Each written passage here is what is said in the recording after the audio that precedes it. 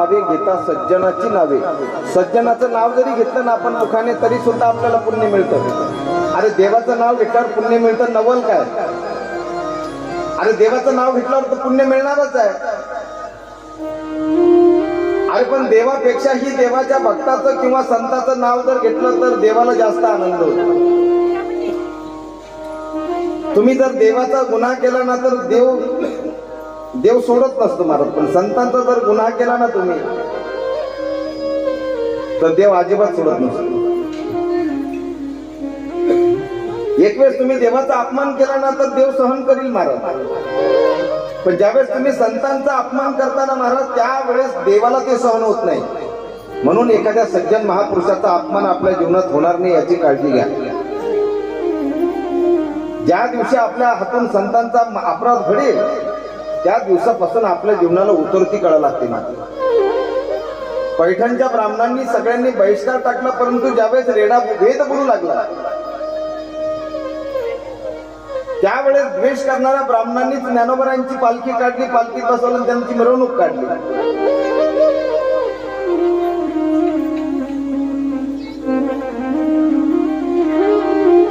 ज्ञानोबरांनी रेडा बोलवलं म्हणून लोक पाय पडायला लागले. ज्ञानोबराय काय केवळ चमत्कार करण्याकरता आले का? अरे त्यावेळेस ही लोक असे बोलले की यांचे आई वडील जे होते ना ते तिकडं तीर्थयात्रेला गेले होते बंगालकडून. अहो म्हणे हे बंगाली विद्या शिकून आले आणि बंगाली विद्या शिकल्यामुळे यांना छुछा जमतं, चटूक जमतं. हे केलं म्हटलं यांनी.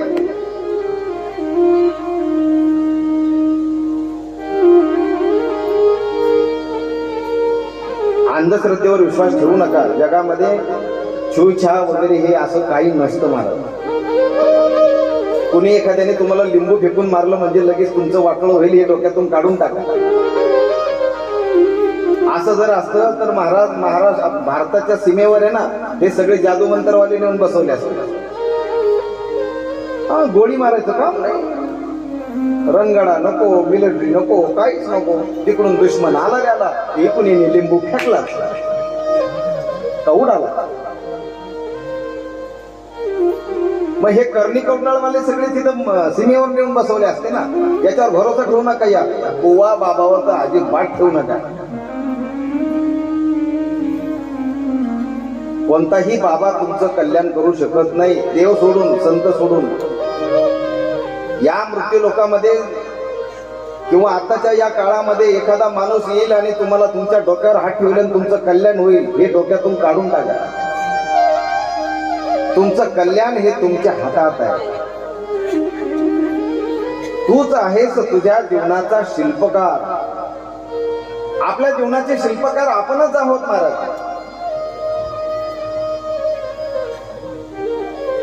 फक्त आपल्या डोक्यात काय आहे त्याच्यावर अवलंबून आहे.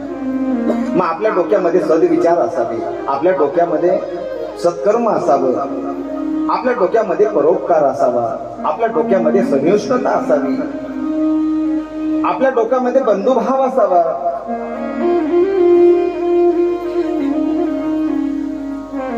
आपली दृष्टी चांगली असावी. मी रोज याच्यावर कितीतरी बोलतो ना. का बोलतो? सध्या वातावरण बिघडलेलं आहे. घरामध्ये कुणाला, आपल्या घरात कुणाला घ्यावं ना हा प्रश्न आहे. माफ करा मला, पण खरं आहे का नाही? त्या जुन्या म्हाताऱ्या लगेच मान हलवले. त्यांना कळतं मला, त्यांना सहन नाही होत काही गोष्टी, पण बोलता येत नाही. आताच्या पिढीला राग येतो म्हणजे जमाना मोठा खराब आहे. विश्वास करावा कोणावर हा प्रश्न आहे. तुम्ही भोळे भाबडे लोक आहे. आमच्यासारख्या माळा बिळा पाहिला, गण बिल पाहिला का तुम्हाला वाटतं बाबा जसा वरून उतरला. अरे आमच्यापेक्षा तुम्ही बरे आहे. तुम्ही तरी काम करता, धंदा करता, कष्ट करता, मग देवाचं नाव घेता. तुम्ही पैसे खर्च करून देवाचं नाव घेता, आम्ही पैसे घेऊन देवाचं नाव घेतो. किती मोठा फरक आहे. तुम्हाला असं वाटतं फक्त बाबा उंचावर बसला. बाबा काही नाही, तुम्ही बसवला. उंचावर का बसवला तुम्हाला माहिती, बाबाशी काही घेणं देणं नाही, पण बाबा जे सांगतो ना ते संताचं सांगतोय, देवाचं सांगतोय, म्हणून तुम्ही बसवला. आम्हाला सुद्धा एवढं जे महत्व तुम्ही दिलं ते कुणामुळे दिलं? या संतांचा जीवन चरित्राचा आम्ही धांडोळा घेतला, अभ्यास केला आणि त्या संतांचा जीवन चरित्र तुम्हाला मी सांगण्याचा आम्ही प्रयत्न करतोय. पण माझी विनंती अशी आहे की जे मुद्द्याचं आहे ना ते घ्यावं. तुम्ही काय करता, मुद्द्याचं सोडून देता, खोलकटच घेत बसता. खोलकटाला काय करता? 8 दिवस तुम्ही माऊली ज्ञानोबांचे चरित्र ऐकलं. उद्या तुम्हाला जर कधी या मुलांना, शाळेतल्या मुलांना त्यांच्या शिक्षकांनी जर विचारलं, सांगा तुम्ही 8 दिवस त्या सुराचे बाबांनी चरित्र सांगितलं, सांगा ज्ञानोबांचे गुरु कोण? सांगता येईल का तुम्हाला? मग काय झोपायला येतं का इथं? का नाचायला येतं फक्त? अरे नाचायचं असेल तर 8 दिवस डीजे आणू ना आपण, ऐका नाही. 1 दिवस काय डीजे आणताय? 8 दिवस नाचायचीच तुम्हाला हौस असेल तर काही आम्हाला तेही जमतं, पण आम्हाला कुठेतरी लाज वाटते बाबा. काहीतरी चांगलं 2 शब्द सांगून द्यावं ना फायद्याचं. या लेकरांना उद्या त्यांच्या शिक्षकांनी जर विचारलं, का रे पोट्यानो 8 दिवस तिथं बोंबलला रात्री 12-1 वाजेपर्यंत, कोण आहे ज्ञानोबांचे गुरु? कोण सांगता? हात वर करा. उभी राहा, उभी राहा. अरे उभी राहा ना. नाव काय तुझं? हा, अरे वा वा, तिचं नावच पौर्णिमा आहे, म्हणजे उजेडच आहे सगळा. टाळी वाजवा. कोण आहे बेटा गुरु?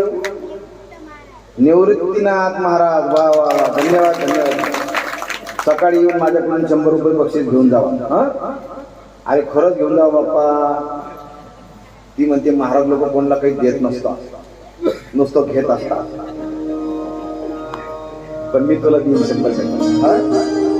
चंदू हो, सकाळी घेऊन येऊ तिला. टाळी वाजवा तिच्या करता येत. अशी कथा ऐकावी नाहीतर काय मग नळी फुंकली सोनारे इकडून तिकडून गेले. तुम्ही म्हणजे सोनारावर का बोलता?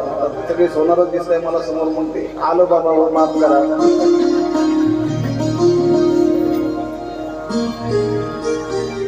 आजच्या आपल्या या कथेसाठी तळोदी बाळापूर येथून आमच्या विजयभाऊ करंडे यांच्या सौभाग्यवती या ठिकाणी आलेल्या आहेत. आमच्या बहीण आहेत, त्या भगिनी आहेत.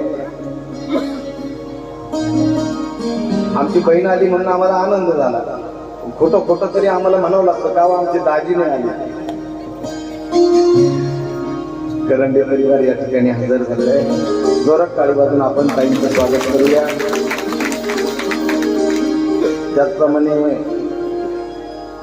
ओंकार भाऊराव इंकणे ना, आरमोरी सौभाग्यवती विद्याताई ओंकार इंकणे, मंदाबाई भास्करराव इंकले, जयश्रीताई विजयराव